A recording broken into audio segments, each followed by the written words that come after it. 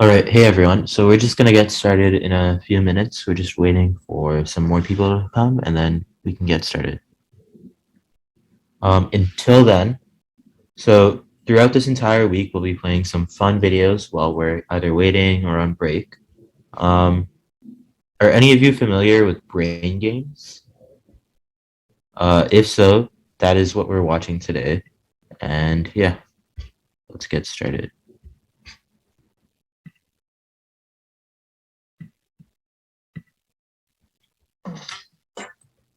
Let's test your eye's ability to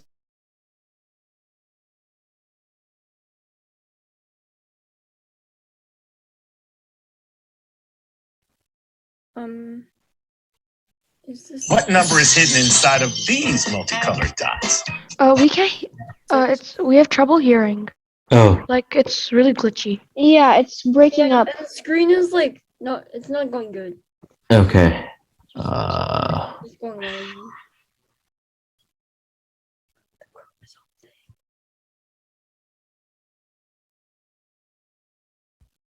Sorry, give me 1 second. You know what? How about for today's break, we don't do this and we'll figure this out. Until then, you guys can, talk, wait. Yeah, we're just waiting for some more people. I just have one thing to say. Madhav, is that you? Yes. Wait, is there a drone in here as well? There's somebody called Drona and Yeah, he's there. Arnav, we don't need to talk about our class. I just have a question. The Discord, I can't join the Discord. It says this is unavailable. Abdullah. Sorry, which Discord are you referring to? So I'm talking about the Innovire Discord. Okay. So whenever I click the link, it just says invite invalid. This invite may be expired. So which invite are you using? The one that I got on the email. On the email? Yeah. Okay. Andrew usually handles our Discord stuff. Andrew, if you wanna help Rudra out here. It's a community Discord.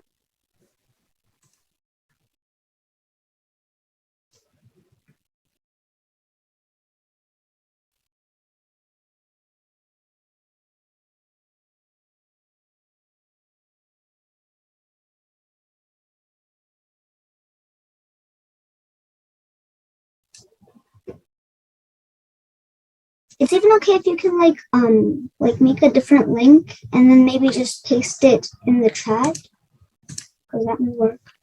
Yeah, give us 1 sec. Andrew's doing that right now.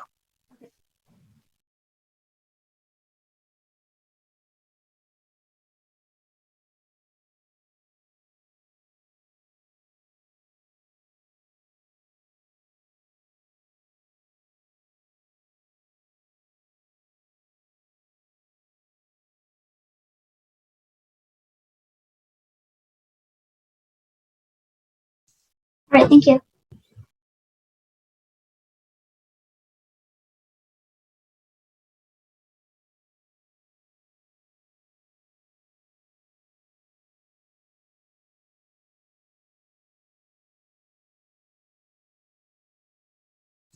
Yep, it worked. Thank you.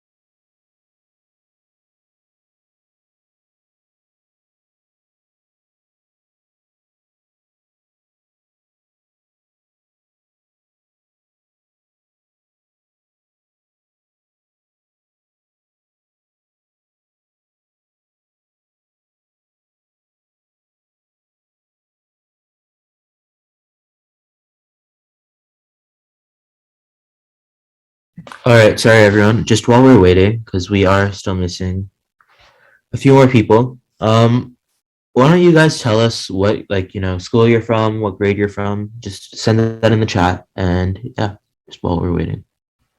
So I'll go first.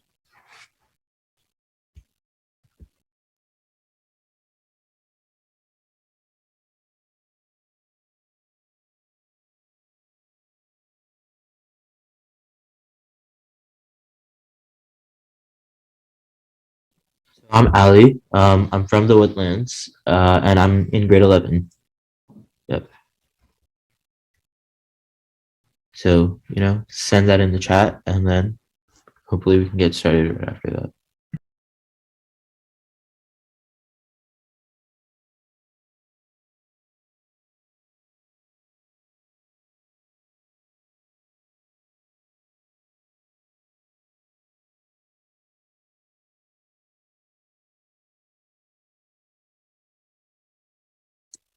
Hopefully you guys are nice and warm, because I saw you guys walking around at city center, and it was cold. So hopefully you guys are warm now. Yeah, it was very cold. It was at Celebration Square, right? Yeah. Yep, it was very, very cold, and we were there for almost 2 hours standing in the cold. But hopefully, you all got your kits, so it was. We all got our kits, and thank you Yeah. for waiting for us. Yep, no problem.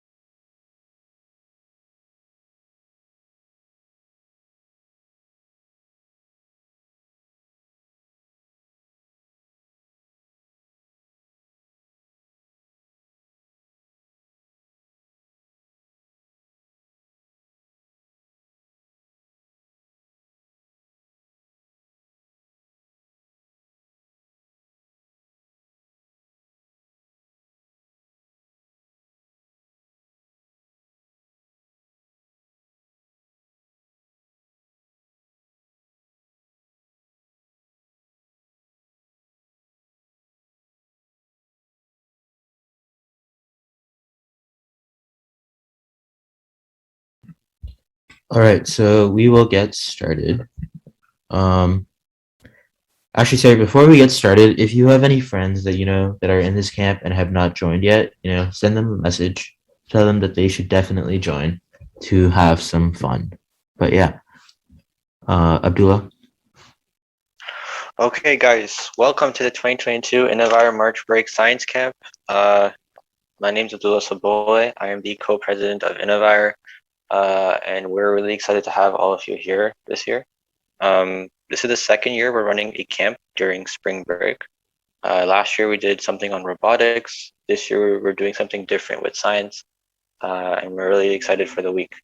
We have lots of fun lessons and experiments planned for you guys, so we hope you guys enjoy. Today we're going to start off with physics, and more specifically energy and forces. We'll have a lesson in the morning up until I think 12. We'll give you guys a short break after that, and then when you guys come back, we'll do an activity, and we're going to be building Rube Goldberg machines. So I don't know if you guys know what Rube Goldberg machines are, but I'm sure you guys have seen it online on YouTube or Instagram or TikTok. They're pretty fun. Yeah, and then we'll sort of go through the physics behind that. And hopefully by the end of today, you guys will have a short introduction to energy and forces. So let's get started. I think Ali will get started with the first. All right. So hi, I'm Ali. In case you guys don't remember me from other camps, I'm one of the logistics executives for Innovire. So basically, I run all of our events. I plan them out. This is honestly one of my favorite events that we run, the March break camps. And yeah, so I'm excited to get started. So in the chat, if you want to say, if you want to write a small description about what you think an energy is or what you think a force is, feel free to do so right now. Okay. So what is energy? What is a force?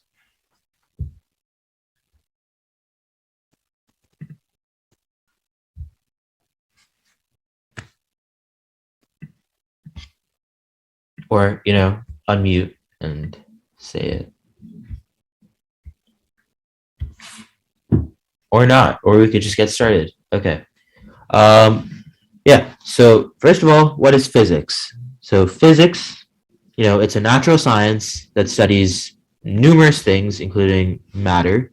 It is fundamental to basically everything, from space and time to energy and forces. Physics really does it all. It is probably one of the most important sciences.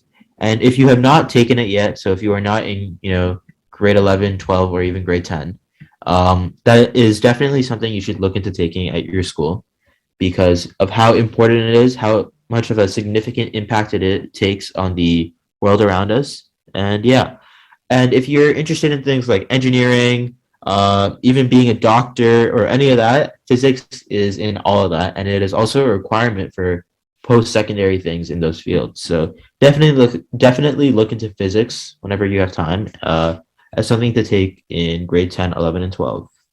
Okay. So first of all, what are forces? Okay, wait, I'm gonna go back. If I can go back. No. Okay. What are forces? Does anybody have anything they want to say about forces? If not, I will randomly pick people. So, and you can literally say anything. You can say force is like, movement. There is no wrong answer here, although there may be, but, they are vectors that cause, they're vectors and is what causes a thing to move. Yeah, kind of. Yeah, it can be a push or a pull. There is also more to forces, but yeah, the main idea is that it is a push or a pull. So, sorry. So forces are either, of course, a push or a pull that happen to an object because of what happens around it. So forces, first of all, always come in pairs. There is always a push and a pull force acting on the object. And when we think about forces, there are two categories of forces. There are constant forces and there are non-constant forces. Contact forces and non-contact forces. So of course, when we see these two terms, what sort of comes to our minds? So contact forces, of course, means that it's, most likely physically touching the object that it's interacting with, right? And in a non-contact force, it can use another vector such as, wind or something else to actually move the object, right? So that would be a non-contact force. It is basically what makes things happen, and it is what makes space move and time have a meaning. You are right, Jaden. Yes. Okay. So we'll go over some of the forces. Of course, if you have any questions, feel free to unmute, say something in the chat, whatever makes you feel comfortable. Yeah, so our first force, our most common force that we see in our everyday life. Gravity. Okay, so gravity is the force of attraction between two objects in this thing we called a universe, or the thing that we call Earth, basically. Um, so this is your equation for gravity. So when you are doing those, those physics problems that you'll probably do in grade 11 and 12, you'll be asked to calculate gravity. So um, the force is equal to whatever, the gravitational thing is. So in the case of Earth, we have a number, and then it depends on where you are. And then it's object 1 times object 2 divided by something. Yeah, so we'll watch this small video that just introduces gravity to you guys. Yeah, I'm gonna try and figure out how to watch a video with Zoom. Wait. Yeah. This is actually really weird because we're doing physics today, and today is Albert Einstein's birthday, and he's like one of the founders of Yeah. physics. Yeah. Whoa, that is really cool. Maybe we can, sing happy birthday to him in the end, Oh, and it is also Pi Day? Is it really? Whoa. Okay, so I guess this was just meant to be, That's why physics is also so great. Okay, I am going to play this video, and I'm going to need you guys to tell me if you guys can hear it and, see it properly. Just before I do that.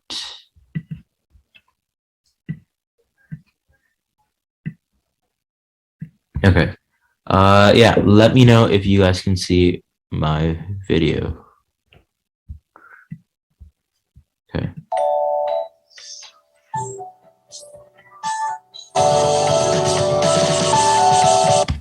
Could you guys hear that?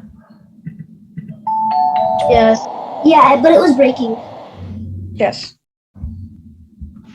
Okay. Can you full yeah. screen it? Yes, I will. Wait, sorry. Zoom just popped up with saying that there is a way to show this, so I'm gonna try and figure that out.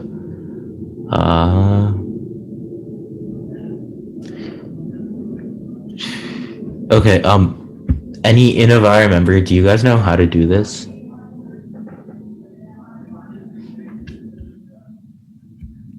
What's going wrong? How do I share sound without it like breaking and like lagging? Yeah, I don't. I think you have to stop. I like my one of my I have a separate class, and the teacher there, they have to show video sometimes, and so it breaks up sometimes. So they have to stop sharing, and so this is defining gravity crash course, kids. So you search up this video, but you don't paste it on. So you can copy the link, stop sharing, and then paste the link on a new tab, then share that tab, so it won't break up. So basically, what he's trying to say is, put it on YouTube and then share the YouTube tab. Okay. I'm not sure if that'll make a difference, but we could definitely try that. Otherwise, I will send the link, and we will just have to, watch it being a little broken up. Okay. This also may be just because of my Wi-Fi, so I am very sorry about that. But yeah.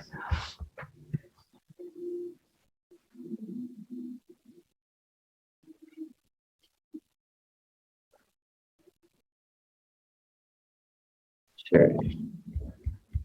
Starting an online store is easier.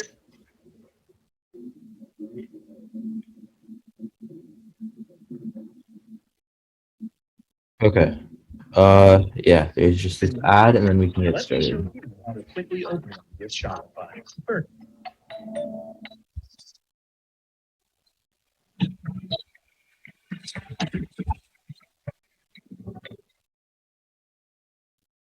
I told you that you just won the lottery, what would you do? If you're like me, you jump up and down and scream. And after you were done freaking out and jumping in the air, you'd land on your feet, right? But why would you land back on the ground instead of just floating off into space? It's because of a little something we call gravity. Gravity is what pulls everything toward the ground, including you. Without the force of gravity, there would be no life on Earth. air, water, animals, everything would fly off into space. There'd be no you, no me, no French fries, nada.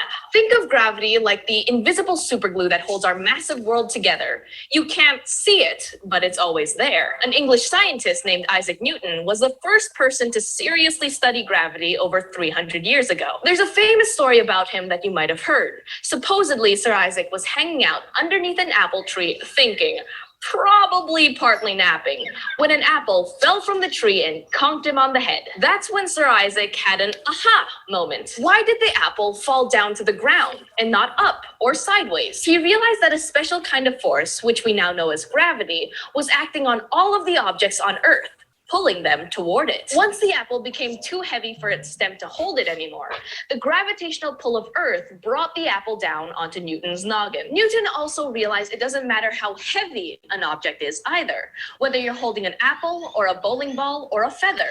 If you let go of it, that sucker's going down. We're gonna make a whole video about this later. Basically, he determined that what goes up must come down.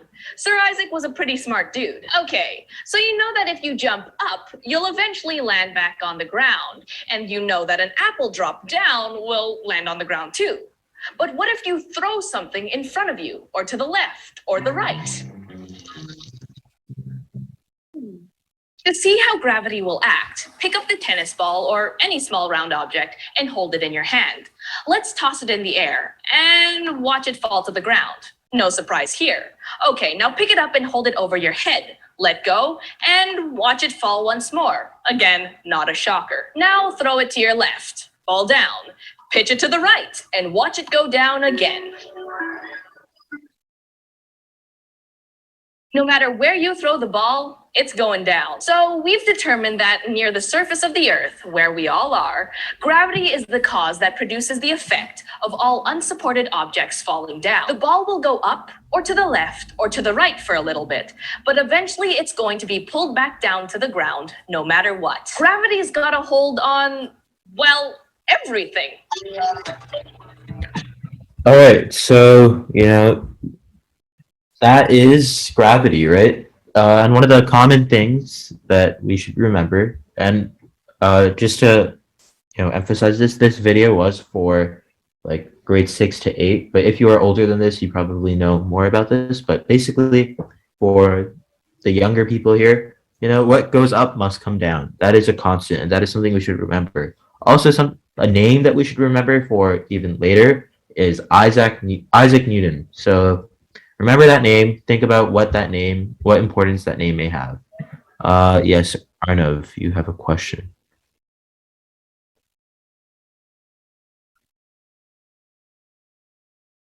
Or not. Sorry, Okay. I had my hand on. Sorry, That's I okay. meant to remove my hand. That's all right. Okay.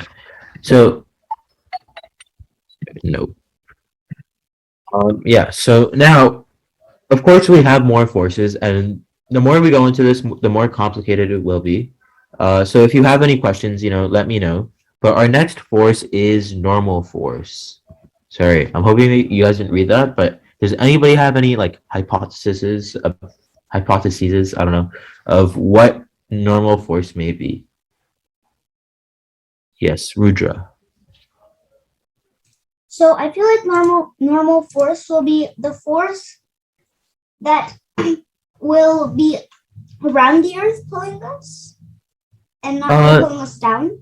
So yeah, it's close. So in the most simplest terms, normal force is always something that's combating another force. So like, for example, in the case of gravity, when I put a book, okay, you know what? I'll just go on the next slide and explain it better. Okay, so basically, it is a support force that is on an object that, when an object is in contact with another object, there is a normal force on it. So for example, if I have a textbook, I throw it on a table, there is a normal force that's holding it up, but there is also gravity that is pulling it down. But there is still that normal force that, doesn't make the table collapse and make the book fall down.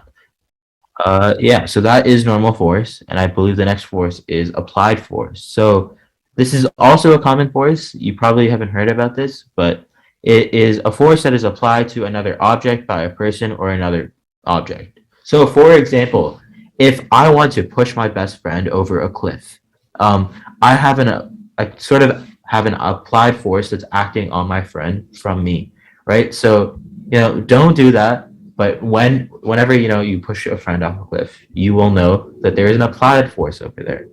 Okay. And also, when Yeah. you push Another. a friend off a cliff, that friend is gonna fall down the cliff because gravity is pulling it and eventually die. Yeah. So there are two forces there. You are right. Actually, there are three forces. There is an applied force. There is the force of gravity.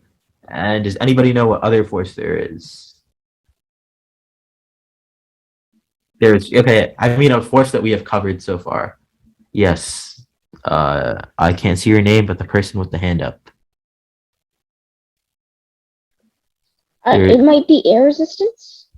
Okay, yes, there's all of that, but there is also a force that we literally just talked about. Like, what is Normal making force. yes, okay, that is what is making the person not collapse through that cliff, right? The person only, jumps off a cliff when I push him, right? So I push him. There's the applied force. While he's still on the cliff, there is a normal force that's keeping him up. Then I push him across the thing, and gravity brings him down. And then with gravity, yeah. Another interesting force that you may have seen, if you have an elastic around you or anything that's stretchy, that has a tension force. So for example, I have a bracelet right here. So when I pull on it, it always wants to come back together. So that would be a tension force. So it is a reaction force that occurs by a stretched string or something similar to that. So like for example, my bracelet right over here.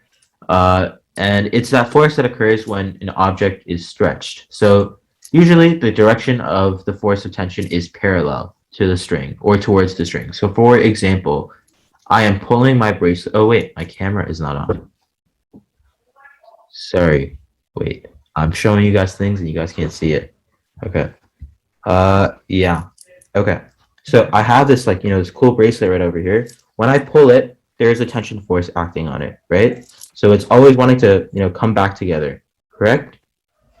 Okay, so there are two forces over here that are pulling it, right? And this is the force of tension on the string.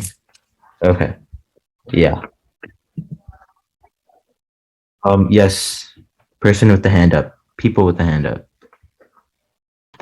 Hi. I could have come sooner, but I got a little bit confused because I didn't know you guys were sending it to the personal email account. I thought you were sending it to my PDSB account. Okay, yeah, no problem. Sorry about that confusion, but yeah, it will be your personal account. Everything I think that we will send will be on your personal account. Okay. It's usually the email that that you signed up with. So if you put that email into the form, then we're going to send it to that email. Yeah. Okay. Sorry. So our next force is the force of friction. Okay. This is an exciting force. Yeah. Before I say anything, why don't we just watch the video? I think this will work without me opening a new tab. Hey guys, today we'll learn about friction. Let's start learning about friction. Rewind back to when you were sliding, two objects were rubbing against each other, the slide and your body. A force occurred due to this. Friction is a force that holds back the movement of a sliding object. That's it. Friction is just that simple. Let's understand it with some examples.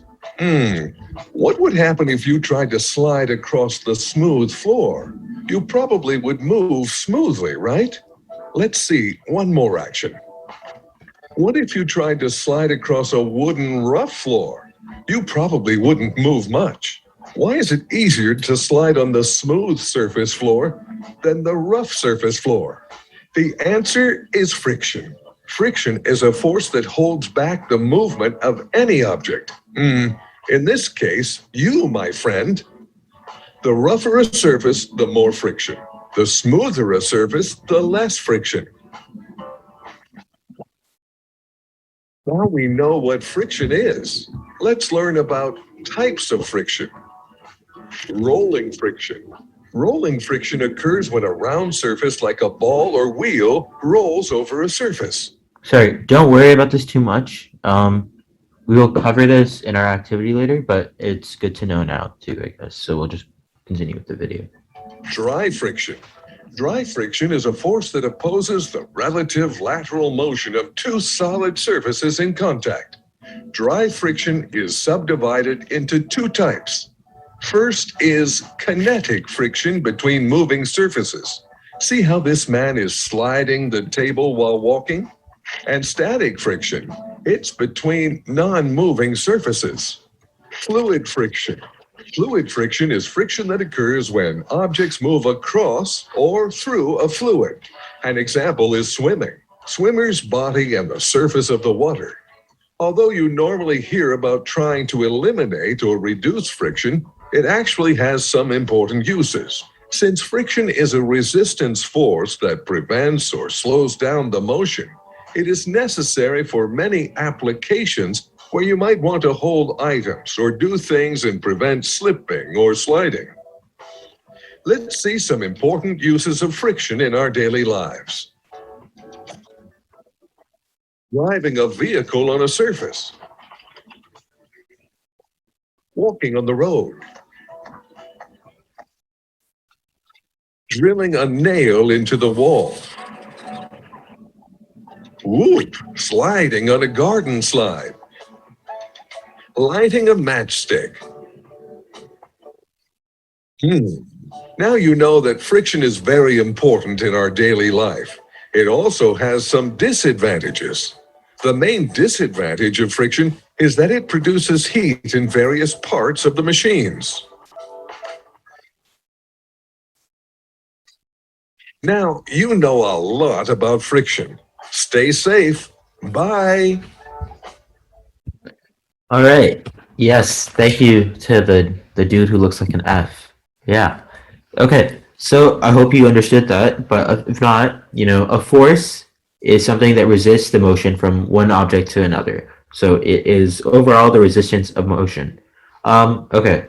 I want you guys to put your hands together, and just rub them really fast.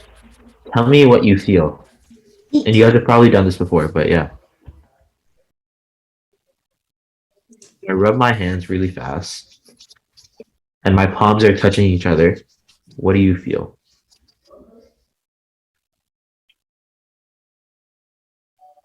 Yes, Keenan. No. You feel the heat between your hands? Yeah, so you feel some sort of heat, okay? But when I'm rubbing my hands like this, what is actually happening? What force am I using? Yep, Keenan. Friction? Yeah, okay. Yeah, so it is friction. Another interesting thing is, like, let's say I have a ball and I roll it against a flat, like, parallel to the ground table, okay? Why does that ball stop? Let's say that there's no other objects in its way and this table goes on forever. Why does that ball stop? Arya? Rolling friction. Yes, so rolling friction, right? That's with everything, right? Like, if I have this ball and I keep on throwing it, there's nothing that's going to stop it. The only reason it stops is because of friction. And that is something that you'll also use today in your Rube Goldberg machines. Yeah. So I think next we'll cover what energies are. We'll go over that, then we'll take a small break, and then we'll start this really fun and cool activity. Yeah. Okay, so what is energy? So here's an interesting quote. It's a complicated quote, but here it is. Energy is the quantitative property that must be transferred to a body or physical system to perform work on the body or to heat it. Okay, energy is basically what makes this world, work. Okay, energy is needed everywhere, right? There are different types of energy, of course. There are physical forms of energy, and then there are also energies that that are a result of something else, type of thing. Okay, so our first energy, potential energy. Sorry, does anybody have any guesses to what potential energy may be? Also, yeah, you're right. It's heat and dead skin cells. Skin cells. So yeah, Arya, an energy that might occur. Person with the hand up. It's an energy that an object has when it's not in motion but is elevated. So yes, that is true, but it doesn't always need to be elevated. Yeah, so basically what I'm seeing in the chat is that it is a stored energy. So the energy that is stored in an object. That is correct. But yeah, so that's basically what it is. So it is the energy that's held by an object because of its either position relative to another object. So if I have a ball that I hold on top of a cliff, right? It is storing potential energy, but when I push it, what do you think happens? What happens to that potential energy? Uh, it becomes kinetic energy. You are right, IB. Okay, so yes, that ball transforms from potential energy to kinetic energy, which is something that's really cool, right? And of course, there are other words for potential energy, including mechanical, stored, as you guys said, or just, energy caused by its position. You'll probably hear this a lot in your physics class when you take physics. But yeah, and again, the example is the energy that a ball has when it's perched at the top of a steep hill while it is about to roll down is an example of potential energy. All right, so next we have, we do not have, wait. We have kinetic energy. So as you guys said, we converted an object in potential energy to kinetic energy. So what is kinetic energy? It is the energy an object has due to its motion. So as long as an object is moving at a velocity or at the same velocity, it will maintain that same kinetic energy. Although we know due to other forces that is not possible, right? So if I have that ball and I am rolling it against that extremely long table, it will not always have the same velocity, right? And why do we think that is again? Why is that kinetic energy not always the same? Or why is that velocity not always the same? What forces are acting on that object again?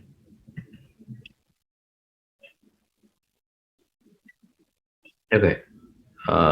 Yeah, rolling friction. Yes. So there is that friction that slows down the object, changing its velocity and its kinetic energy. And then basically to calculate the kinetic energy of an object in motion, you have to use the velocity and the mass of the object. All right. Next we have, sorry, wait 1 second. Before we go into the next energies, I want to go over something very interesting. So you'll see me skipping a few slides. Just give me a sec. Okay. Ali, I think you have to reload the sorry. slideshow. Sorry.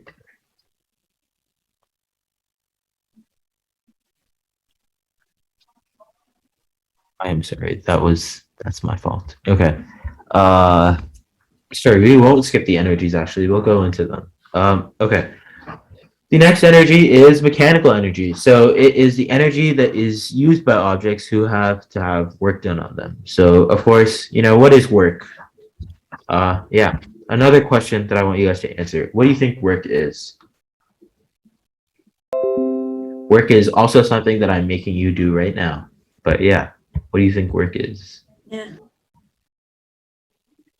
It is an action.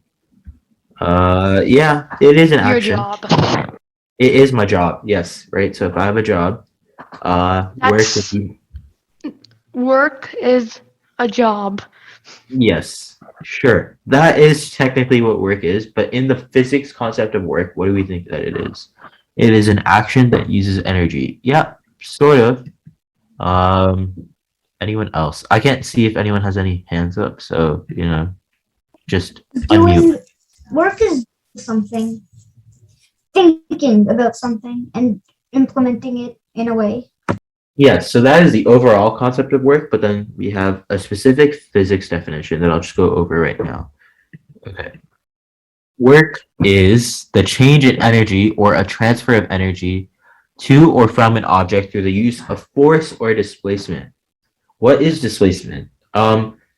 Basically displacement is like, let's say I have an object that is, okay, wait. Can you guys see my mouse? Like my cursor?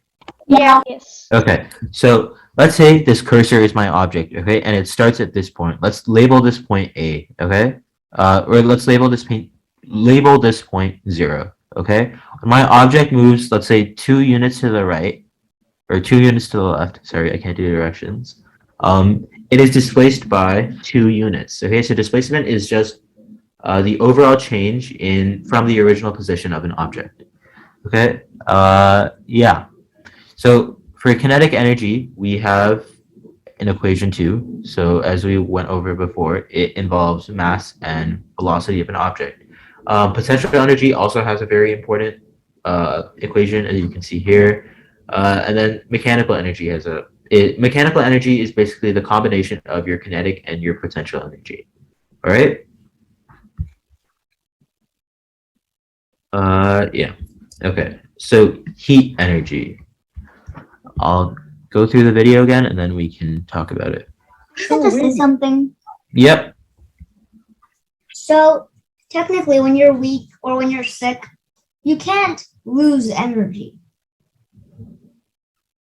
So the energy in our bodies are a little different because that would be biology, first of all.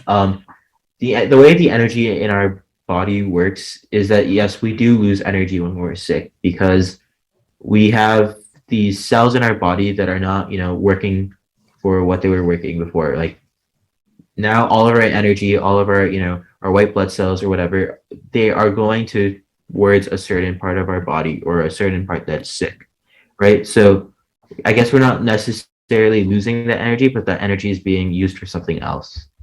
All right? Okay. Okay. Back to that video. Here. On today's episode, we're going to be discussing heat energy. What is heat energy? Heat energy is a form of energy that is transferred by a difference in temperature. Heat energy flows from a warmer object to a cooler object. There are 3 methods in which heat energy can be produced. They are conduction, convection, and radiation. First, let's talk about conduction. Conduction is the movement of heat energy from one molecule to the next. This metal rod here is a conductor. A conductor is a material through which heat travels easily. And thank goodness there's a glove here. That is an insulator. It is a material that does not conduct heat. Yep, sorry, Rudra. Oh, sorry, I forgot to put my hand down. Yeah, okay. Well, it actually prevents the hand from being burnt. Insulators are used in the walls and ceilings of homes to keep heat out in the summer and keep heat inside in the winter.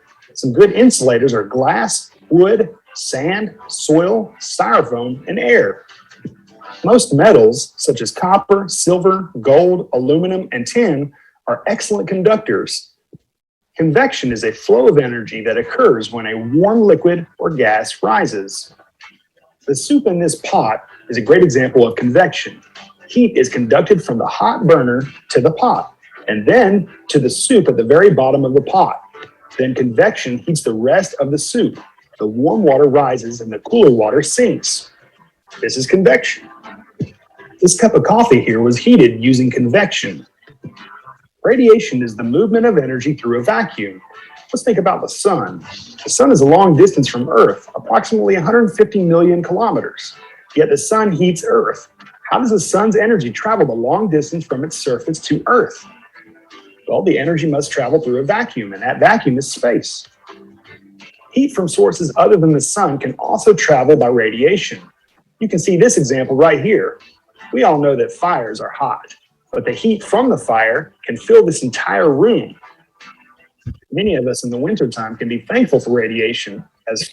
All right, so this video is a little boring, so I will stop it right over there. But basically, yeah, heat energy is that energy that we transfer between, certain objects, certain systems, whatever it may be.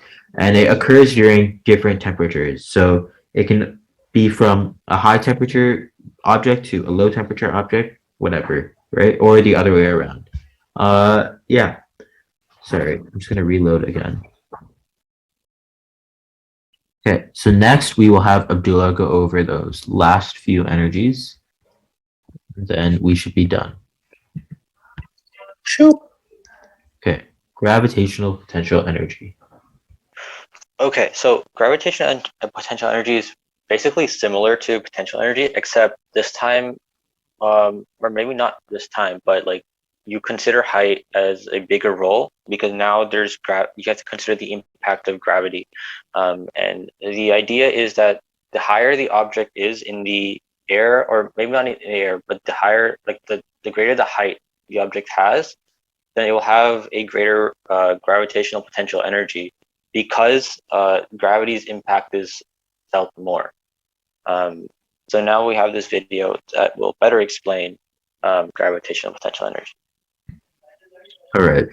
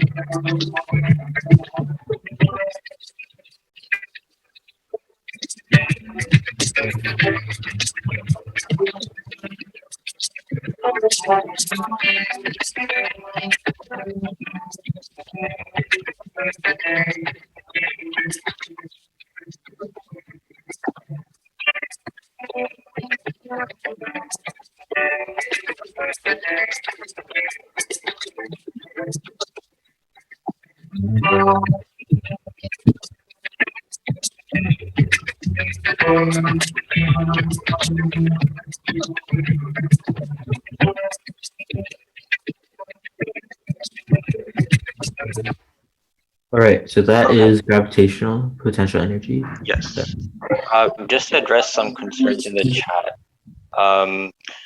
When there is a greater gravitational potential energy when the object is higher in above the ground, because earlier we looked at the formula of potential energy, which is mgh, which is mass times gravity times height. And obviously, if the height is greater, then the number you're multiplying by is also greater, right? So you're going to get a higher potential energy. Also, in the video, they showed that the relationship between height and potential energy is proportional. So that means the greater the height, the greater the potential energy. And then another way to explain it would be every energy can't be destroyed or created, right? So we explored that earlier. That means that whenever the potential energy or the height decreases, that means the kinetic energy is increasing because the object's starting to move faster. If the height is increasing, then the kinetic energy is decreasing because the object is not moving as much. So I hope that clears it up a bit. Ali, next slide. Okay, so moving on to elastic potential energy. The official definition is energy that is stored as a result of applying a force to deform an elastic object. And elastic potential energy is also similar to potential energy in the sense that it now applies to tension and spring force, playing a key role in determining the amount of energy the object has because of the impact that the elasticity of the object has. So the elastic potential energy formula is 1/2 times the spring force constant times the stretch of the object, which is basically how far you can stretch. For example, if I'm trying to measure the elastic potential energy of the rubber band, then the X variable will be how far I stretch the rubber band. So now we have a video that will help understand the parts of the formula, help understand what the energy actually is, and then it gives you an example as well. Good morning. The symbol for elastic potential energy is capital PE with a subscript. Sorry. I'm just gonna try and make that full screen.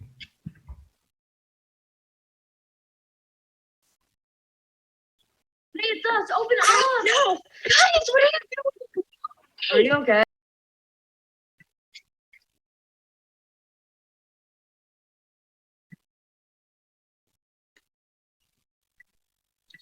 Good morning.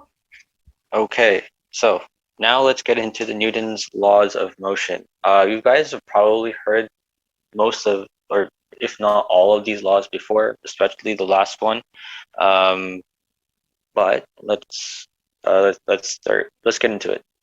So the first law is an object at rest will stay at rest, and objects in uniform motion will stay in uniform motion unless it is acted upon by an unbalanced force. So a few key things to mention here. First is what is uniform motion? Uniform motion is basically when an object is moving at a constant velocity. And for those of you who don't know what velocity is basically speed, except it takes into account the direction in which the object is moving. So for example, if an object is moving in a forward direction, I can assign that a positive, I can make that a positive factor basically, and then my velocity would be a positive number. Whereas in that same situation, if I was moving backwards, then that would become a negative velocity. Basically, it just defines the direction in which you're moving. We call that a vector. And then the second thing to mention here is unbalanced forces. So earlier we mentioned that forces come in pairs, right? Either it's for example, an applied force that's moving it forward, but also you might have like a friction force pushing against the object, that is. And that would just mean that if an object is supposed to be moving forward at a certain, for example, if it's at rest and you want it to move forward, then you're going to need to have a stronger applied force than the friction force of the ground. That's all it means. So moving on to the second law, which is an acceleration of an object as produced by the net force is directly proportional to the magnitude of the net force in the same direction as a net force and inversely proportional to the mass of an object. This one's a bit more complicated to understand, but basically net force is are the forces, but all of them are combined. So you're looking at, for example, you're looking at the pair of forces we talked about earlier, right? Applied force and friction force. So now you're gonna add the forces up together and then see what force that you have, or the remaining, the amount you get afterwards is your net force. Normally you would take the applied force, since you're moving into the forward direction, you'll take the applied force, you'll subtract the friction force, and the difference is your net force. And then lastly, the most famous law of all, for every action, there is an equal and opposite reaction. This law is technically confusing, but just to make it easier to understand, for every, if I'm applying a force in a certain direction, then there's going to be forces that are acting upon the object in either direction. However, the force that is higher in magnitude will result in the object moving in that direction. Ali, I think we can move on to the next slide. Yeah, I think we can go to the next slide after the break, because that's okay. So basically, for the rest of the day, we will have a short break. Then we'll go over what a Rube Goldberg machine is. We'll make we have some fun challenges for you guys to try out, and then we'll be talking about like the physics that are behind those Rube Goldberg machines, and then you guys are done for today. Yeah, but basically right now, I think we will have a 30-minute break. So from 11:40 to 12:10. Yeah. Sorry, let me just. Okay, yeah. 11:40 to 12:10. That will be our break for today. So you guys can either leave and come back at 12:10. We'll be playing that show that I showed you guys in the beginning. Yeah. So if you want to get a snack right now, now would be the time. If you want to go use the washroom, whatever it may be, do that now, and then come back at 12:10. And yeah, any questions, any concerns, any comments?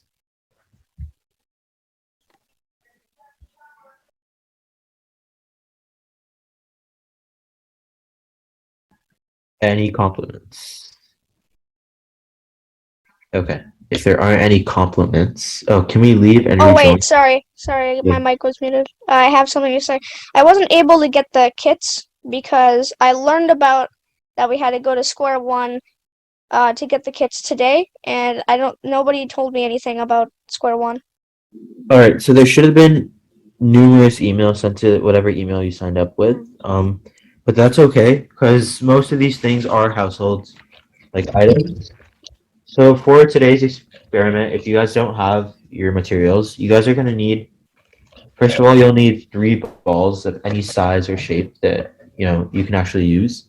You're gonna need 3 things to use as a ramp, whether that be like toilet paper rolls or I don't know, sheets of paper that you rolled up, whatever that is. So we're gonna use dominoes, but I know that not everyone may have dominoes. So if you have an alternative to that, or if you just don't have that, that's all right. And I think that's it. We also have 2 plastic cups for you guys to use right now, but that is also an optional thing. So if you don't have that, that's okay. But yeah. Also, can we leave and rejoin, or do we have to stay? Abdullah. It would be preferred if you guys just stay in the call. You can like get up and leave, but if you can just stay in the call, just to make things easier for all of us. Yeah. Also, so we'll have a main video playing in this call, but I'm gonna set up like 2 breakout rooms if you guys want to talk with friends or whatever, and not do that in front of everyone else. That's okay, I think. But yeah, I will make 2 breakout rooms if I know how to make a breakout room. Yeah. Okay, sorry. Abdullah, how do I make a breakout room? I think you can do that on Zoom. I think Zoom was what started breakout rooms. You can do it on Zoom and Team. Yeah. Okay. Breakout rooms.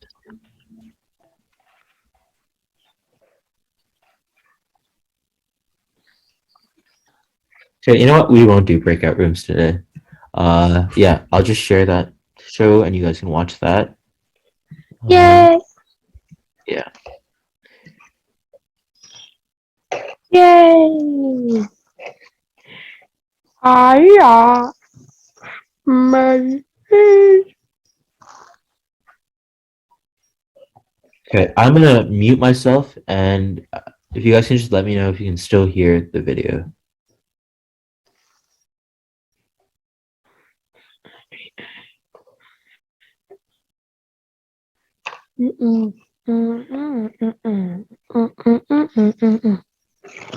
All right, could you guys hear that?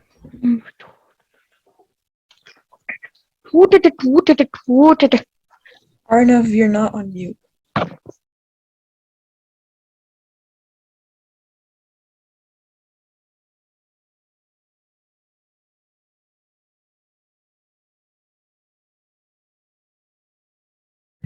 Okay. So I will just Of play colorful video. dots. That's right. It's 83. Let's try again. What number is hidden inside of these multicolored dots?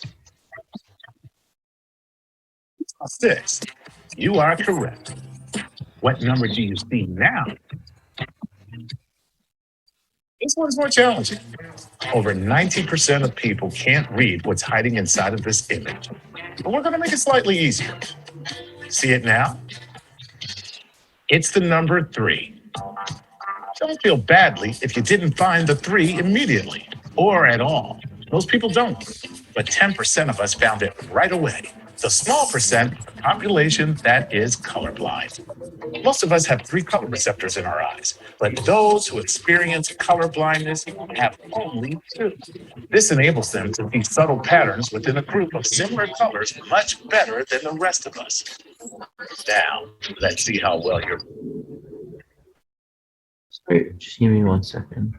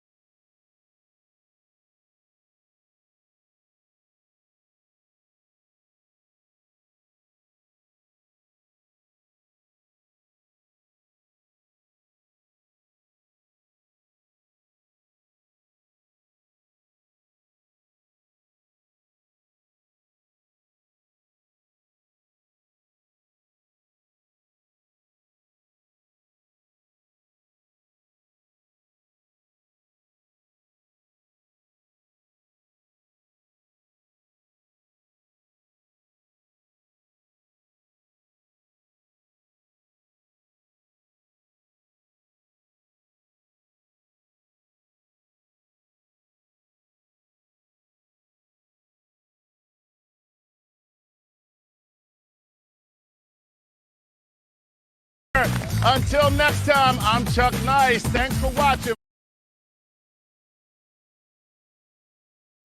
All right, so that is the end of that video. And if everyone can come back from their break, we'll get started in like 2 minutes. So, hurry up, come back. And then also, please have your kits right next to you, or if you don't have a kit, have the materials right next to you.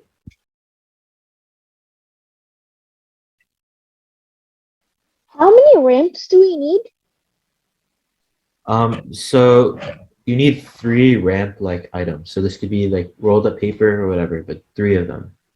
Okay, the kit came with the 2 like cut in half paper rolls and 1 like full paper roll.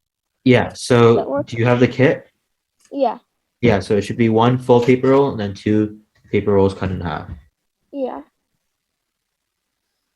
There will not be another time to pick up these kits because since we've already started the week, we thought that would be it. But I can give you a list of the materials, and then if you want to go find it around your house for the rest of the days, you could do that. Okay. Also, for everyone, you should also have, as we wrote in our email, 3 books of different sizes. Okay. Yeah. I'll wait like 1 more minute, and then I hope everyone is back. Also, how did you guys like the video that we played? Like, would you want to watch more of those, or would you rather Yes, watch? it was fun. Yes, it was really good. Okay, cool. That's interesting. Good. Okay. Yeah, so get your kits and we can start. My kit was right next to me the whole time. Okay, cool. So Same. yeah, I will turn on my camera and just show you guys what's in the kits. Okay.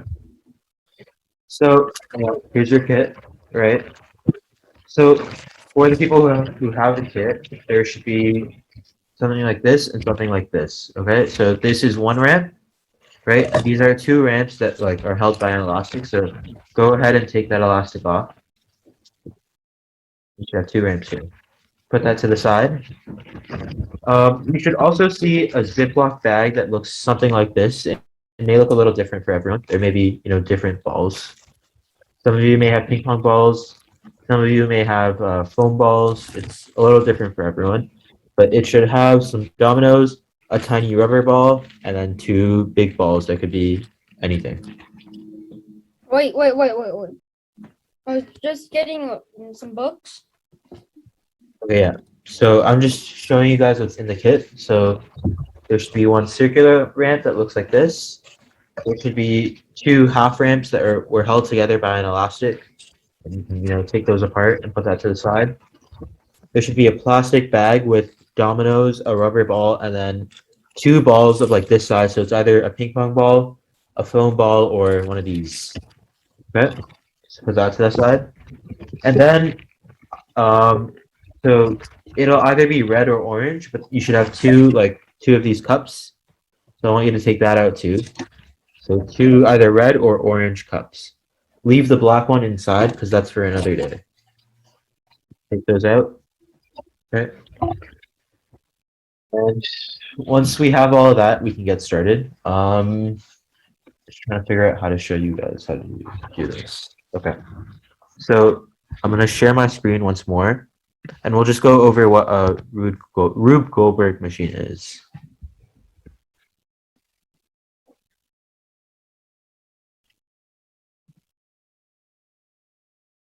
Okay.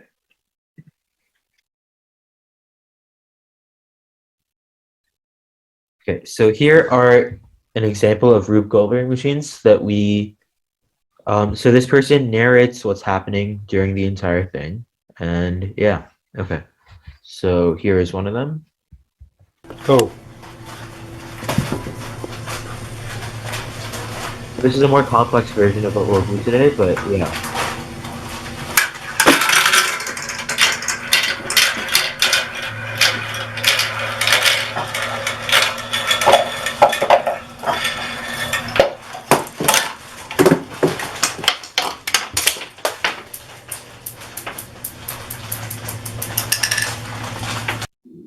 Okay, so that was one of them, and then I think this is just the explanation of the machine.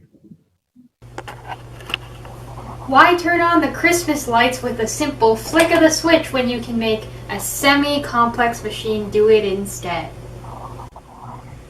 All you have to do is put a tennis ball on this ramp and watch as the stored chemical turned kinetic energy from your body is transferred into the ball as gravitational potential energy. Stop. Since the Okay, instead of going through the entire video, we'll make our own first, and then we'll watch the video later. Okay, so I made a Rube Goldberg machine in 5th grade. I made one in 4th grade because we had to do something about like levers and. That's what I did it in. I did it in 3rd. okay, I so did I'm it sure in you- 2nd. most of you have probably already done it, but this time we'll be, talking about the physics behind it. Okay? But so for our Rube Goldberg machines, we're gonna do different activities, and then at the end we're gonna ask you guys to make your own sort of Rube Goldberg machine, and then yeah, we'll see. In grade 2, we had to do this thing where we had to do examples of like forces, like wedges and all that. So I did a black box, and then when you put a marble into the box, it goes down a marble run inside the box, and then the marble goes into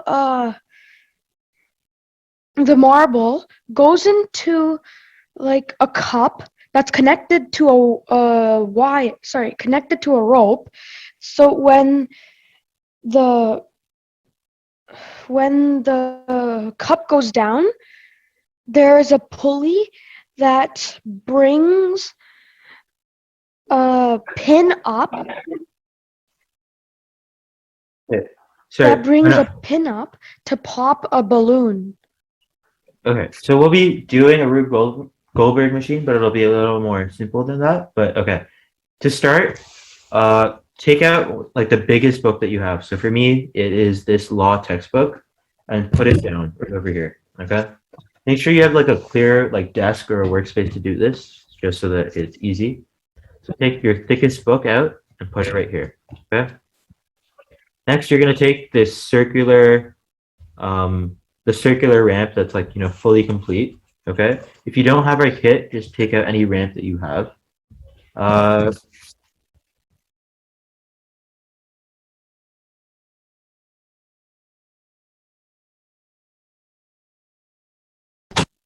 Sorry about that. Okay, so we're gonna take our circular ramp and we're gonna open our bag and grab the tiny rubber ball. So it may be different colors for everyone, but yeah. So this little tiny rubber ball over here that can bounce. Okay, and just to try it out very simply how a ramp works, just in case you don't know that. We're gonna put the ball through the ramp and just let it go out. So I'm gonna put it through and it should roll out. So if you all want to do that, go ahead and do that. Yep. Okay. And for those of you who go to Woodlands, this is the law textbook. And yeah, and I had law last semester and I still haven't returned it. But yeah. Okay. So once you have that done, we are going to grab your next thickest book. So whatever that may be, grab that right now. So mine is this little notebook over here. Okay, so I'm going to put that over here. And you're going to want to put one side of the ramp on the thicker one and one side of the ramp on the thinner book, okay? And this second book should have enough space for you to, put whatever you may need to put. So for us, we'll be putting dominoes. Okay, so, sorry. It looks something like that. So there should be the bigger book here, the thinner book here, and the ramp should be at sort of a small angle, okay? Now we're gonna want to open up our bag and take out some dominoes. Okay. This is gonna be a little hard, so you may need to practice it a little bit. But putting up dominoes is not easy. So yeah, we'll try that out. So you're gonna take the dominoes, either 4 or 5 of them, and just put them like right next to the ending of the ramp, right? So that as soon as the ball exits the ramp, it would hit the domino. Okay, and then when putting the domino right next to each other, try to curve it up a little bit so that it's the last domino ends somewhere over here type of thing. Okay? You can use 5 or 6, whatever you need to. Yeah. I'm gonna just quickly do that. And I'm sure you guys have all used dominoes before, so don't go into too much detail about putting them up. If you have any questions, feel free to unmute.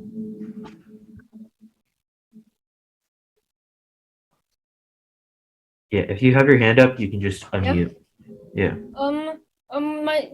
My second book is not like a hardcover book, and it's like very hard to place dominoes with it. Okay, do you have another book around you that you could use? Yeah. Okay. Okay, so maybe use that instead. I'm just doing that right now. Sorry?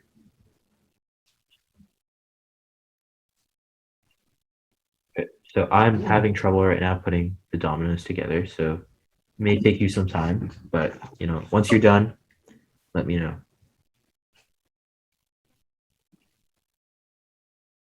Also, feel free to turn your camera on so we can all see how you're working.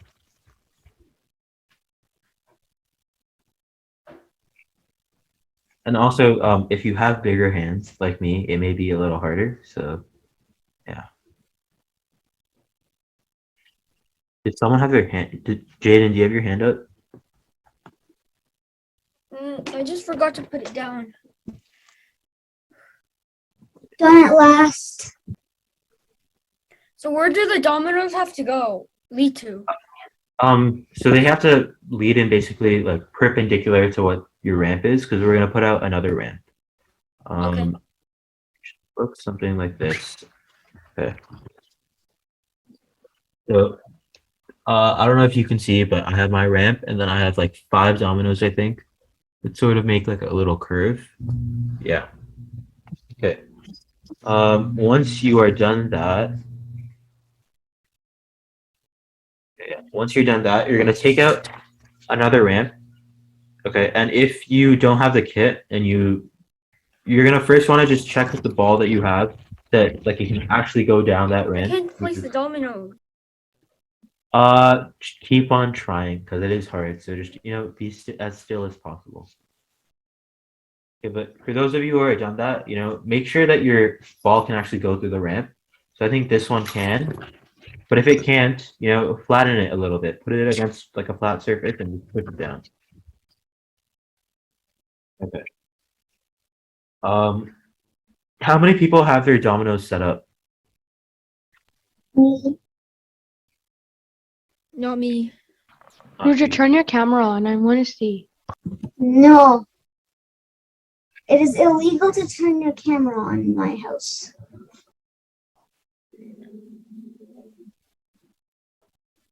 Okay, so I'm gonna keep on going just because we don't have too much time. So yeah, you have your 5 dominoes here. Put up another ramp that is like literally right in front of the last domino.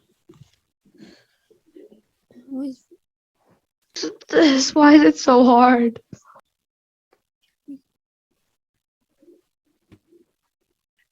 Okay, yeah, sorry. So put that the second ramp out and just put your ball at the edge of the ramp without it like actually falling. If you can do that. Yeah, it may like sort of balance itself, which is okay. Should be okay. Yeah. So it should look something like that. And then I'll just keep on going, and then if you need help, say something. But yeah. So you put the ball over here, and at the end of the ramp, you're gonna want to put some more dominoes that go back in that perpendicular line. The chain reaction always comes every time I place another domino. Oop.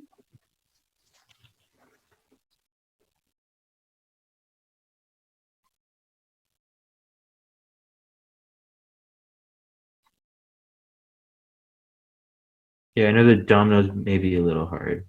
Like as soon as you knock one of them, they all knock. Oh shit! No, Sorry. you know how shit. not to knock them, but every time I apply even a little pressure, they fall down. Yeah, I agree. I know. I get it. It is hard to.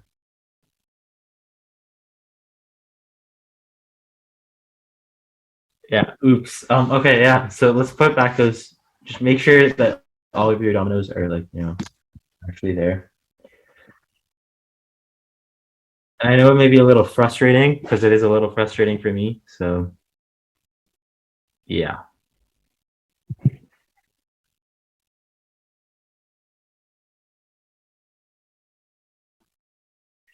Okay. Once this is done, though, it looks really cool. Yeah, I'm gonna unmute for a little bit just in case I say something that is not appropriate. Yeah.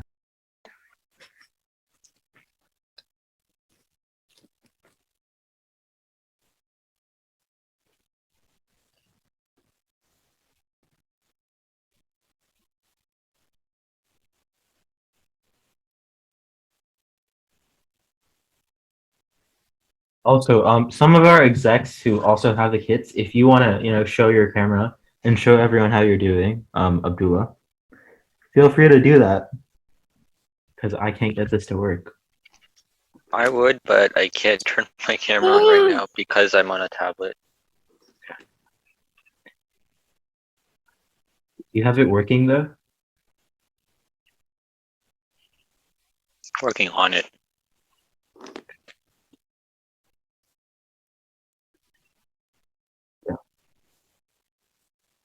Okay, basically, here, I'll just outline it for the people who can get their dominoes to stand up. But yeah, 5 dominoes over here that curve and hit this ball. The ball should then hit down the ramp, and then there should be some dominoes over here that would hit the last ramp and the last ball, and then it should hopefully land in the cup. We'll just put a cup over here. And then if you have an edge on your desk and you want to, change it to like knock off the desk, you could I'm do not doing it that. on my desk. I'm doing it on the floor. Okay, it's okay if you're doing it on the floor. I'm on the floor right now.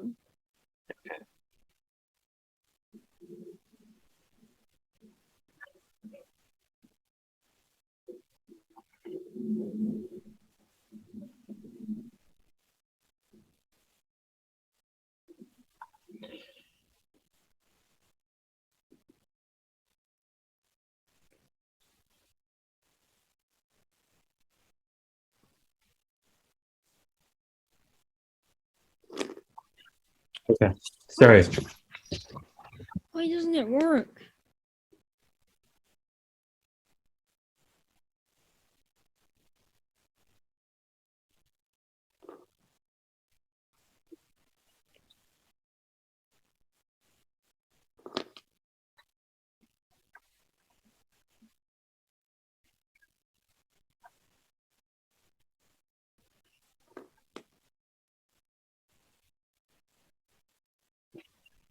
If using a book is like, a little hard, what you could do is take out the second book and just use a few dominoes to lift up the second ramp.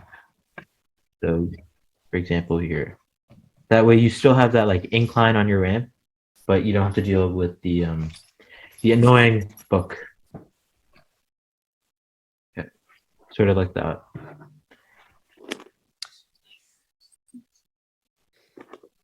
First time I ever hated books. What is wrong with dominoes? I know.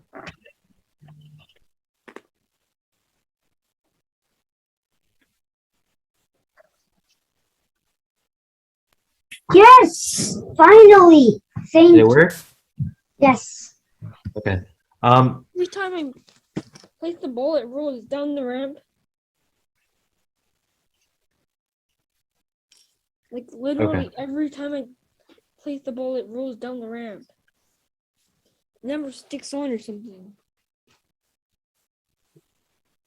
What you could do is, I don't know if your book is too high then. You can either use a thinner book or use dominoes, or if you want to, you could take the ramp. If you have like, these ramps that I gave, you can pinch it in the top where you're holding the ball and then just put the ball in there afterwards. That could hopefully help it stay there. It won't stay there. I tried it. Maybe just try the different books then. No, then I'll have to do the domino part again. All Yeah. over again. I'll have to do the domino part all over.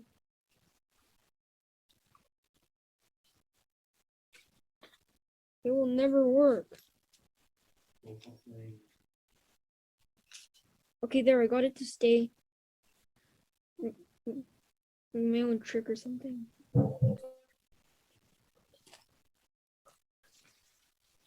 My ball just hit the dominoes and went straight. Sorry? My ball just hit the dominoes and kept going. And then that's an issue with like where you place your dominoes. So you'll have to try that again then. But if you guys, do not want to do this or you cannot do this, that is okay too. Because I know that this is a little hard. Yeah. Okay, here, I will show you with mine. Hopefully it'll work. How it should turn out. And then before I actually like let it go, we can just go through the different like physics properties inside of like the actual Can we thing. use our own dominoes? Because these dominoes are Yeah, very so if you have slim. your own dominoes, feel free to use them. But These these are just dominoes are like very slim. They are very slim, yeah. Okay. Just to go through like what's gonna happen. So here is my little plastic rubber ball. I'll put it through this ramp. Does anybody know what type of like what forces are gonna act on this little ball when I put it over here and put it through the ramp? Name like Arya. Rolling friction? Yeah, so there will be rolling friction, and then there's also something that, allows it to speed up, right? Because when a ball goes down a ramp, it speeds up as it gets closer and closer to the ground. So what is causing it to make it go faster? Yes, Aria. I think energy, but I forgot which type. Yeah, so there are there are two energies in here, right? There is, of course, potential energy and then the kinetic energy, right? So there's potential when it's like resting over here, and then there's kinetic when it goes down the ramp, right? But then there is also gravity that allows it to, like, slowly build up in its velocity. Yes, Viniton. Oh, yeah, I was gonna say gravity too. Like, Yeah. So, yeah, the gravity allows that speed up. Okay. So after the ball hits the dominoes then knock over each other, right? So that is, I guess, the energy passing through, right? Because energy is never destroyed.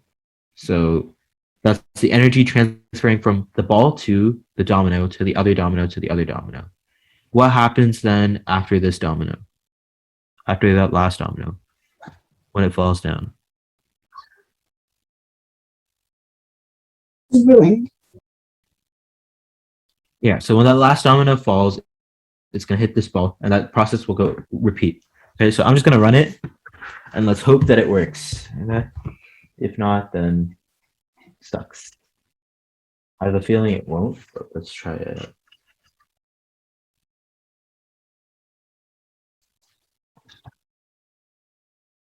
Yeah, it worked, kind of.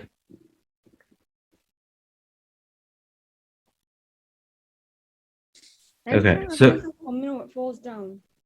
sorry. Like the second I place the domino, like it falls down. Like the second I place. Do you have other dominoes by chance? No, I don't have it. I don't have any other dominoes. We can use our own dominoes. Yeah, if you have your own dominoes, feel free to use them. I don't have any. Okay, bye. I'm using my own dominoes. Let's go! Okay, if you don't have your dominoes, you're gonna just have to keep on trying with these dominoes. Yes, I have my own dominoes.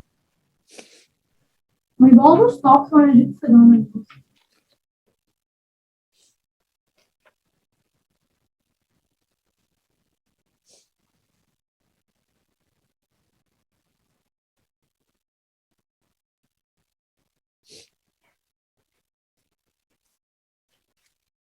Okay, and is anyone done this entire thing?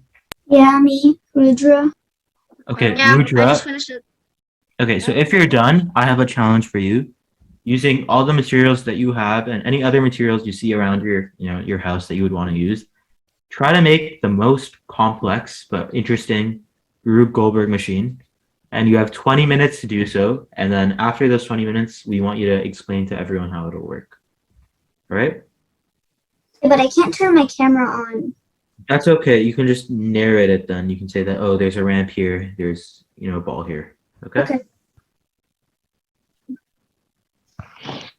Okay.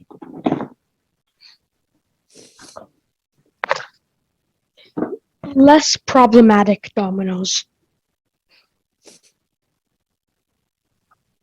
Sheen and Rudra's brain are like the two biggest enemies, so I'm gonna have to figure this out.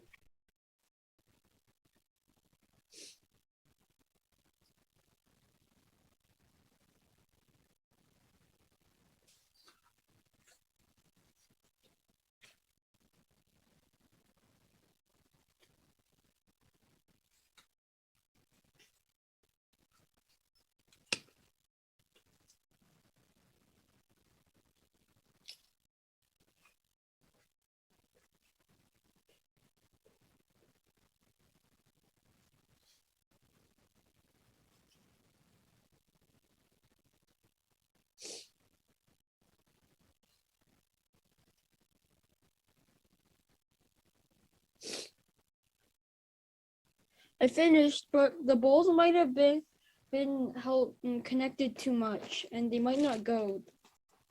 Sorry, who's that? That's Jaden? Yeah, I modified the ramp so that the tip of the ramps connect to the ball's grooves, but I don't know if it will ever go down when the domino knocks it. Do you have a camera up, like by chance? Yeah. Do you want to just turn it on so we can see? It's Alright. equal. Wait. Wait. Wait. Oh. Background. Yeah, yes. Shrinika. Choose background. Hi, I'm sorry to ask this question right now, but when does this end? So this ends at around 1 o'clock, but if you have to leave earlier for any other reason, just send a message in the chat and you are free to go. Okay, sorry for asking though. Thank you. My camera. Yep. I don't know if my camera is pointing correctly, but you see that? Yep. Finally, I did it. Finally. Can I work on a more complex Whoopi Goldberg? Yeah, so if you can, you have like 15 minutes to do that, and then once you're done, hopefully in 15 minutes, you can show everyone. And then there will be like an award for the best creative Rube Goldberg machine out there.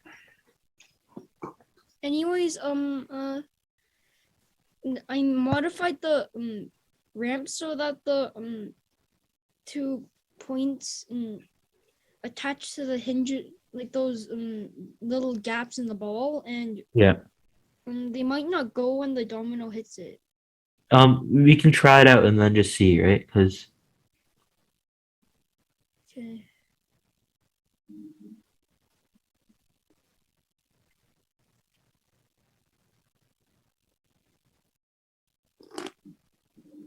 It didn't work.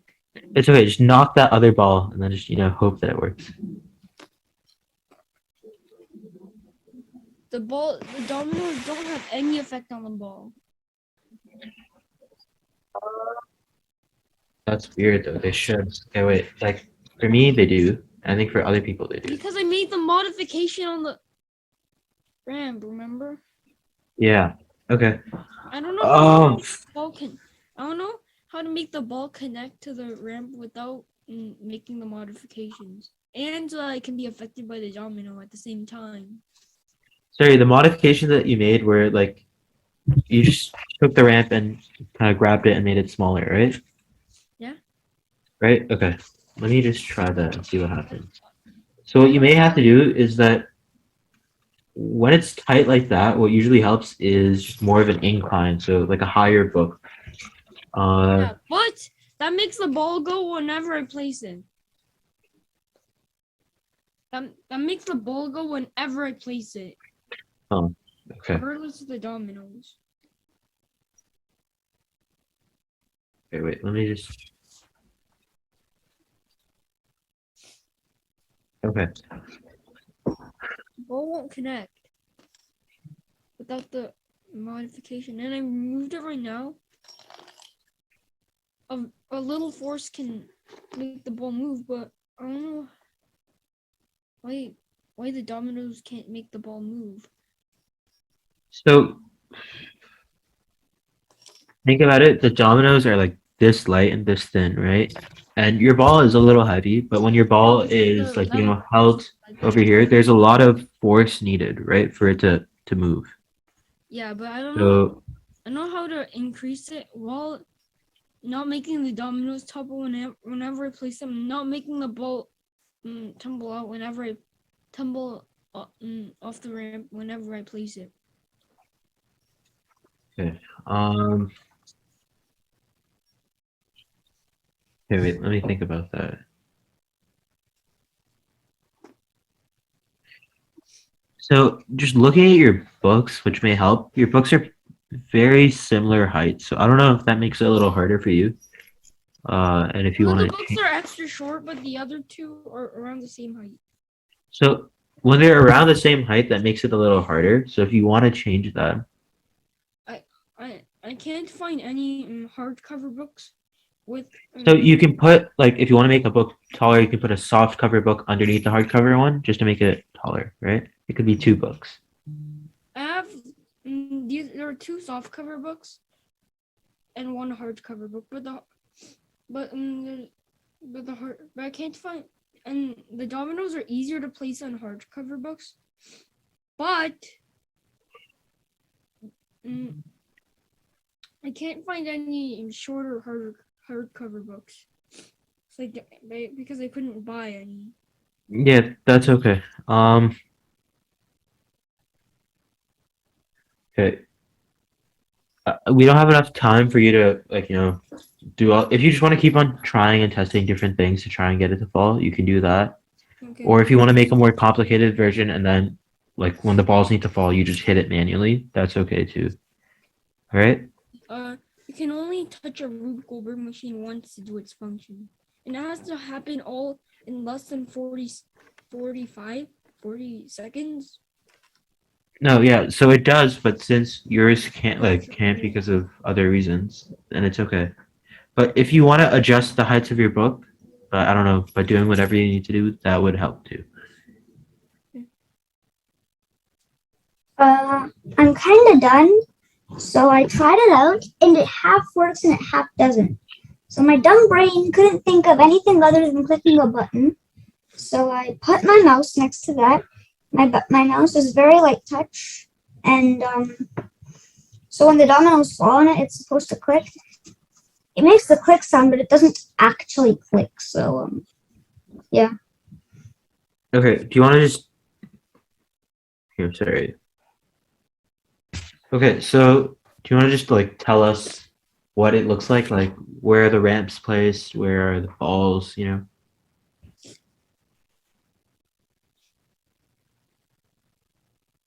Rudra?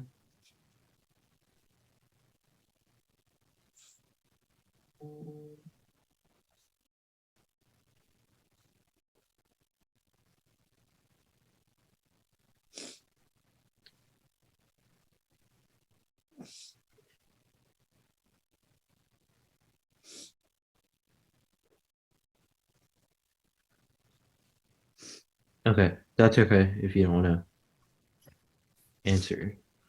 Is anyone else done? I am. I'm kind of like making a tower at the end because I don't have enough surface area to finish it. Okay, that's okay. Sorry, do you use a book as a ramp? Yeah, I did. Okay, cool. Have you run it and it works? Not really actually, so I'm just hoping. I'm not very good at dominoes. That's okay. I don't think any of us are because dominoes are pretty hard to, use. But once you're done and you want to test it out, let us know so that we can all watch. Oh yeah, I want to test it out right now. Okay, yeah, sure. Let me just pin you to everyone's screen. But when I was saying my thing, was I on mute? Is that Rudra? Yeah. Yeah, you were. Oh, sorry. Okay. So should I say it? Wait, let's just see Keenan's thing and then we can. Okay. Wait, sorry, Keenan, if you want to move the ball closer to the dominoes, because your ramp is a little, it's very big, so there's a lot of places that it can go. So if you want to, make the distance shorter, just drop the ball a little closer to the dominoes. Oh, okay. Okay.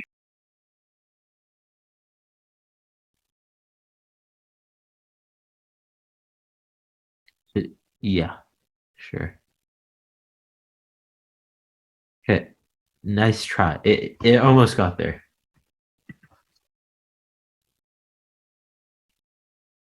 Yeah, close enough. Okay, good job. So Rudra, do you want to tell us about yours now? All right. So I it over, but I'll tell you how it works. So basically, I have my water bottle and I have a red cup on top of my water bottle, and holding down the cardboard pipe. So I drop the ball through, which then goes down my stairs, and then it has to go through the other rail, which also is on top of the stairs, so it doesn't go wild. And so those rails kind of give it the position of where to go. And then the other two jiggling balls, one ball, so the rubber band ball hits this ball, the yellow one, and then hits the other one, and it rolls down the stairs, hitting these dominoes, and I have heavier ones, which then click the button.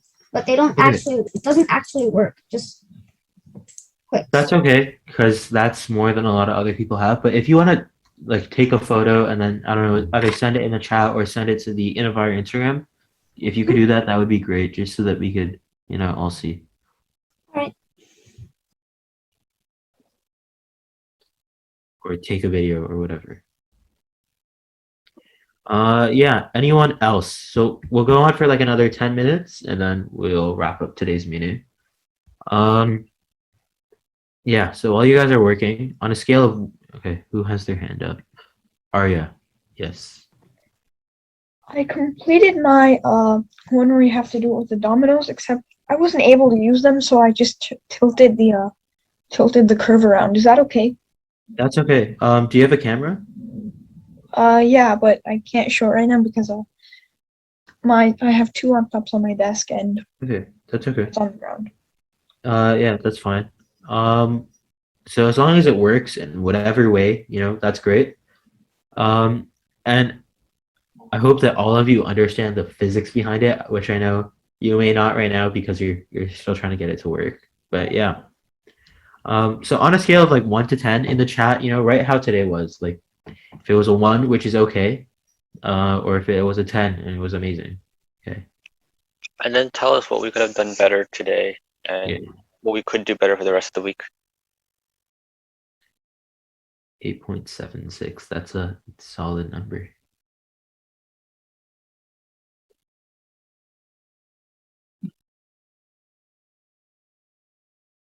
And it's okay if you want to put like a 2 or a 1, because we understand.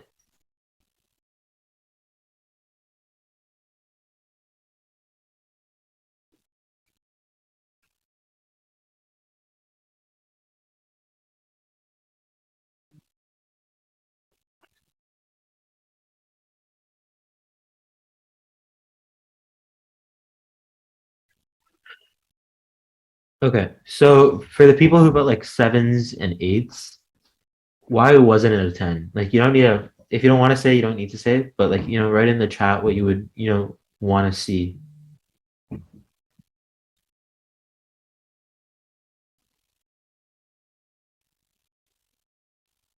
I did a 9.9 because my camera wouldn't turn on. That's okay. So in terms of cameras for future uses, I don't think it's mandatory, but it would be, it would be better if you could have a camera and you could actually turn it on. It's just so that it's more engaging. Yeah, so I get that. Because it's virtual, it is less engaging. That's why we tried to make these kits this time, just to have some in-person elements, But yeah, so this is also a trial of just, mixing in-person with online, just for future things. But yeah. Okay. And then in terms of what tomorrow looks like, it's the same timing, right? Be here by like 10:30, or if you want to be here 5 minutes early. So tomorrow we have an interesting day about the atomic structure. And then our activity for tomorrow is actually really fun. It is making slime and the chemistry behind slime. So I don't know if anyone's actually ever made slime. So Yes, in terms of, yes. Okay. I know a lot of people like slime. 10 out of 10. Okay, so in our kits, you should see a bottle of glue. It'll either be a really big bottle of glue or a small bottle of glue. So you're gonna basically use the glue tomorrow. We wrote in our email that you either need to have baby powder or cornstarch at home. It's just that's what we need to make this. And then an optional thing is adding like food coloring or like glitter, whatever you want to. That's optional. But yeah, make sure you have cornstarch or baby powder because both of them work with the way that we're trying to make slime.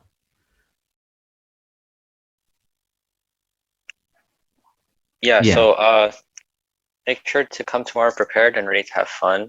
We'll do chemical reactions, atomic structure, and it should be like the same timing as just today. And yeah, looking forward to tomorrow. Okay, and in terms of what Jaden said, I know that a lot of you may know this, so we're still trying to understand where everyone's at because I think some people because we're also from grade 6 to grade 12 technically right now, so it is people with different types of understanding and experience. So it's just seeing where everyone's at, and then we can figure out how complicated we need to go. But yeah, I think today and tomorrow's lessons are a little easier, and then they get a little bit more complex. So Wednesday we talk about genetics. Thursday we have this really cool expert that is not from Innovire, and they will be talking about like astrophysics and space. And then we have a really cool experiment that day that I won't talk much about. But yeah, it will get a little bit more complicated as we move on with the week. And yeah. Okay, so all